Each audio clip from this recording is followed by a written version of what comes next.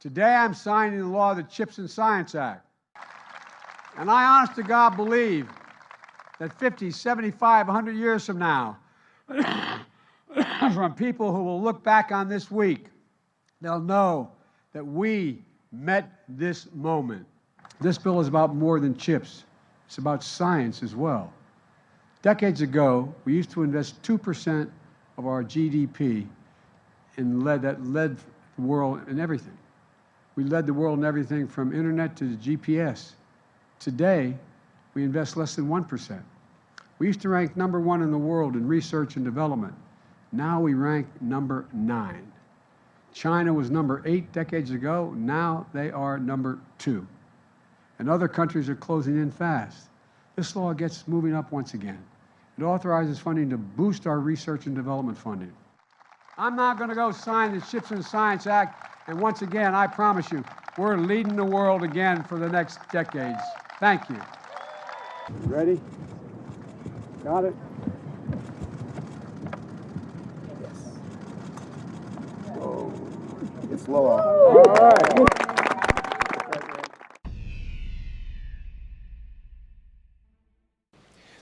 The overarching goal of Neuralink is to create ultimately a whole brain interface.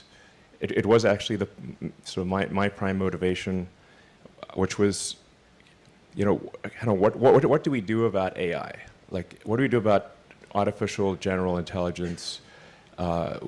If we have digital superintelligence that's just much smarter than any human, how do we mitigate that risk?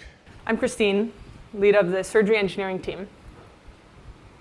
To get an N1 device, it's essentially these steps: targeting and the incision, drill the craniectomy, remove the tough outer meningeal layer called the dura, then insert the thin, flexible threads of electrodes, place the implant into the hole we created, and then that's it. You've got an implant under the skin.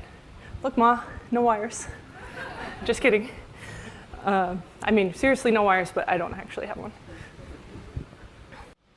So our first steps along these dimensions for our device is what we call the N1 implant. It's a size of about a quarter, and it has over 1,000 channels that are capable of recording and stimulating. It's microfabricated on a flexible thin film arrays that we call threads. It's fully implantable and wireless, so no wires, and after the surgery, the implant is under the skin and it is invisible. It also has a battery that you can charge wirelessly, and you can use it at home.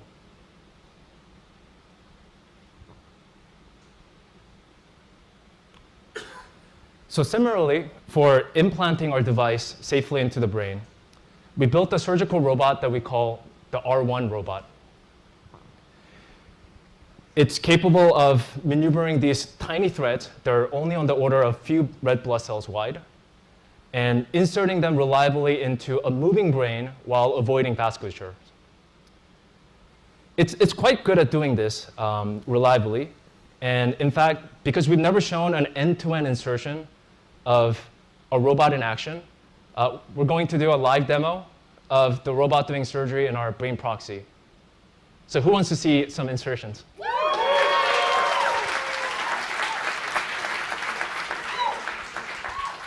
So here it is. That's our R1 robot with our patient Alpha, who's lying comfortably on the patient bed.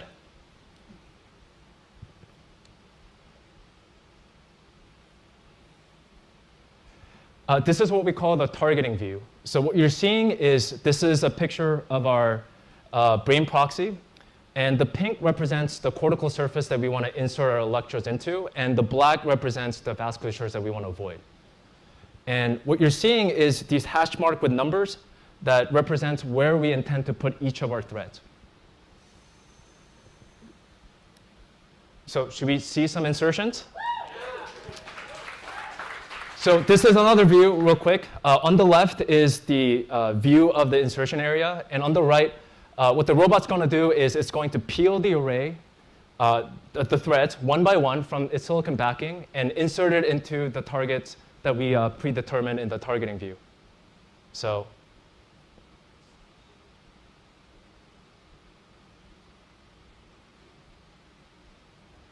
there you go. That's the first insertion.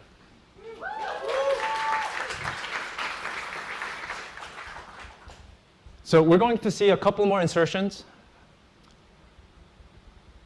The whole process of inserting about 64 threads in our first product is going to be around 15 minutes for this robot. So yeah, there's a second one that went in, and we're going to do a third one. The robot has just completed inserting all 64 threads. So let's take a look.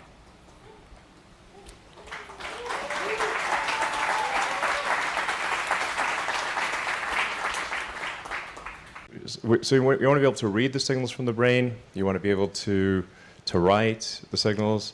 You want to be able to ultimately do that for the entire brain, and then also extend that to communicating to the rest of your nervous system if you have a sort of a severed spinal cord or neck.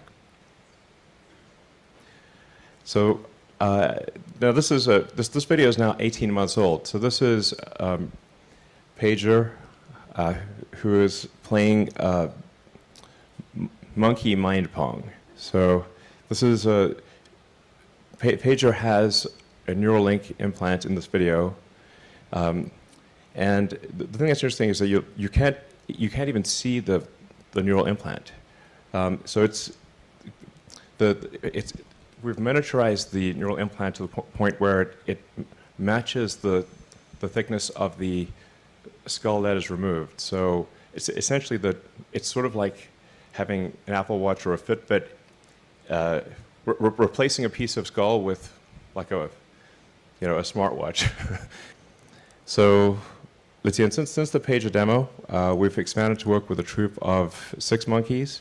We've actually upgraded Pager. They do varied tasks, and we do everything possible to ensure that things are stable and replicable, and that that the device lasts for a long time without degradation. So, and what you're seeing there it looks like the Matrix, but that's actually that's a real output of neural signals. So that's not a simulation or just a screensaver or something. Those are actual neurons firing. That is what one of the readouts looks like.